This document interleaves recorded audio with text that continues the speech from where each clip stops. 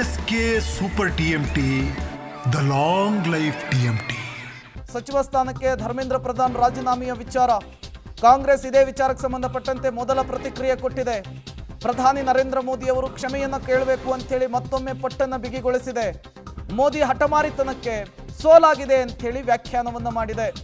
ಇದು ಸತ್ಯದ ಗೆಲುವು ಅಂತೇಳಿ ಎಐಸಿಸಿ ಅಧ್ಯಕ್ಷರಾಗಿರುವ ಮಲ್ಲಿಕಾರ್ಜುನ್ ಖರ್ಗೆ ಅವರು ಮಾತನಾಡಿದ್ದಾರೆ. ವಿಪಕ್ಷಗಳ ಹೋರಾಟದ ಫಲವಾಗಿ ರಾಜೀನಾಮೆಯನ್ನ ಕೊಟ್ಟಿದ್ದಾರೆ ಅಂಥೇಳಿ ರಾಜ್ಯಸಭೆಯ ವಿರೋಧ ಪಕ್ಷದ ನಾಯಕರು ಎಐಸಿಸಿ ಅಧ್ಯಕ್ಷರು ಆಗಿರುವಂತಹ ಮಲ್ಲಿಕಾರ್ಜುನ್ ಖರ್ಗೆ ಅವರು ಮೊದಲ ಪ್ರತಿಕ್ರಿಯೆ ಕೊಟ್ಟಿರುವಂಥದ್ದು.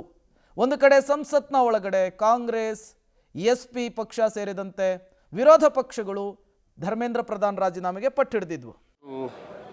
ನನಗನ್ಸುತ್ತೆ ಭಾರತ ದೇಶದಲ್ಲಿ ಮಕ್ಕಳು ಅನಿವಾರ್ಯವಾಗಿ ಅವರ ಭವಿಷ್ಯವನ್ನು ಏನು ತೊಂದರೆ ಆಗ್ತಾ ಇತ್ತು ಕೇಂದ್ರ ಸರ್ಕಾರದಿಂದ, ಇವತ್ತು ಅವರ ಹೋರಾಟದ ಮೂಲಕ ಒಂದು ಪಕ್ಷಾತೀತವಾಗಿ ಯುವಕರು ಅವರ ಹೋರಾಟದಲ್ಲಿ ಜಯವನ್ನು ಕಂಡಿದ್ದಾರೆ. ಏನು ಧರ್ಮೇಂದ್ರ ಪ್ರಧಾನ್ ಅವರು ಶಿಕ್ಷಣ ಸಚಿವರಿದ್ದಾರೆ, ಅವ್ರು ರಿಸೈನ್ ಮಾಡಿದ್ದಾರೆ ಅಂಥೇಳಿ ಈಗ ಮಾಹಿತಿ ಬಂತು.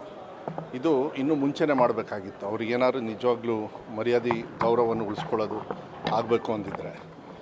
ಆದರೆ ಇವತ್ತು ಯಾರು ಈ ಹೋರಾಟಕ್ಕೆ ಇಡೀ ಭಾರತ ದೇಶದಲ್ಲಿ ಪಕ್ಷಾತೀತವಾಗಿ BJPಯವರು ಕೆಲವರು ಹೋರಾಟ ಮಾಡಿದ್ದಾರೆ, ಅವರ ಮಕ್ಕಳು ಕೂಡ ಅಲ್ಲಿ ಹೋಗಿದ್ದಾರೆ, ಭಾಳ ಬೇಕಾದವರು ಎಲ್ಲರೂ ಕೂಡ ಹೋಗಿರೋದ್ರಿಂದ ಅವರಿಗಿದು ಜಯ ಬಂದಿದೆ.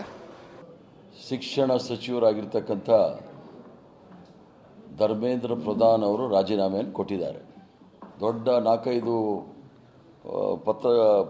ಪುಟಗಳ ಪತ್ರ ಬರೆದು ಅವರ ಮಹಾನ್ ಸಾಧನೆ ಅಂತೇಳಿ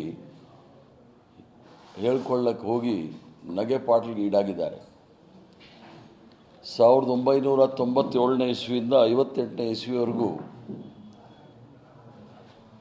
ಸುಮಾರು 9 ವರ್ಷಗಳ ಕಾಲ ಮೌಲಾನಾ ಅಬ್ದುಲ್ ಕಲಾಂ ಆಜಾದ್ರವರು ಶಿಕ್ಷಣ ಸಚಿವರಾಗಿದ್ದರು.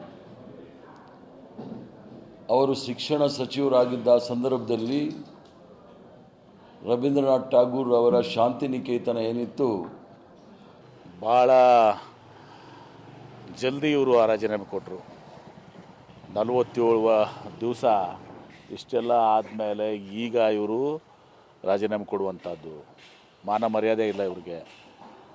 ಇಷ್ಟೆಲ್ಲ ಹೋರಾಟ ಆಗಿ ನೀಟ್ ಕ್ವಶನ್ ಪೇಪರ್ ಲೀಕ್ ಆಗಿ ಒಂದನೇ ಸಲ ಸುಮಾರು 22 ಲಕ್ಷ ಜನ ಅಪೀರ್ ಆಗಿದ್ರು, 21.5 ಲಕ್ಷ. ಎರಡನೇ ಸಲ 1.5 ಲಕ್ಷ ಜನ ಕಡಿಮೆ ಕೂತರು. 4-5 ಜೀವಗಳನ್ನ ಕಳ್ಕೊಂಡ್ವಿ.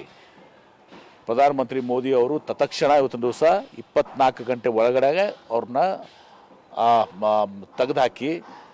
ಇದು ಕಾಂಗ್ರೆಸ್ ನಾಯಕರುಗಳ ಮೊದಲ ಪ್ರತಿಕ್ರಿಯೆ. ಸಂಸದರಾಗಿರುವಂತಹ ಪ್ರಿಯಾಂಕಾ ಗಾಂಧಿ ವಾದ್ರಾ ಕೂಡ ಮಾತನಾಡಿದರು. ಮಾಜಿ ಸಚಿವರಾದಂತಹ ಮಧು ಬಂಗಾರಪ್ಪ, KPCC ಅಧ್ಯಕ್ಷರಾದಂತಹ BK ಹರಿಪ್ರಸಾದ್, ಎಲ್ಲರೂ ಕೂಡ ಕೈಗಾರಿಕಾ ಸಚಿವರಾದಂತಹ MB ಪಾಟೀಲ್ರು ಎಲ್ಲರೂ ಹೇಳ್ತಾ ಇರುವಂತಹದ್ದು ಸಂತಸ ಆಗಿದೆ, ನಮ್ಮ ಹೋರಾಟಕ್ಕೆ ಜಯ ಸಿಕ್ಕಿದೆ ಅಂಥೇಳಿ. ಮೊದಲನೇ ಈ ರಾಜೀನಾಮೆಯನ್ನು ಕೊಡಬೇಕಿತ್ತು ಅನ್ನುವಂತಹ ಮಾತುಗಳನ್ನು ಆಡ್ತಾ ಇದ್ದಾರೆ. ಬಟ್ CJP ಪಕ್ಷದ 3 ಡಿಮ್ಯಾಂಡ್ಸ್ಗಳ ಪೈಕಿ 2 ಕೇಂದ್ರ ಸರ್ಕಾರ ಒಪ್ಪಿಕೊಂಡು ಈಗ ಮಾತುಕತೆಗೆ ಮುಂದಾಗಿದೆ. ಒಂದು, FIR ರದ್ದತಿಯ ವಿಚಾರಕ್ಕೆ ಸಂಬಂಧಪಟ್ಟಂತೆ ಯಾವುದೇ ಕಾರಣಕ್ಕೂ ಸಾಧ್ಯವಿಲ್ಲ ಅಂಥೇಳಿ ಗೃಹ ಸಚಿವರೇ JP ನಡ್ಡಾ ಅವರಿಗೆ ಹೇಳಿರೋದ್ರಿಂದ ಈಗ ಆ ವಿಚಾರವನ್ನು ಈ ಸಭೆಯಲ್ಲಿ JP ನಡ್ಡಾ ಅವರು ಪ್ರಸ್ತಾಪಿಸ್ತಾರೆ. ತದನಂತರ ಏನಾಗುತ್ತೆ ಅನ್ನೋದನ್ನು ಕಾದು ನೋಡಬೇಕಿದೆ.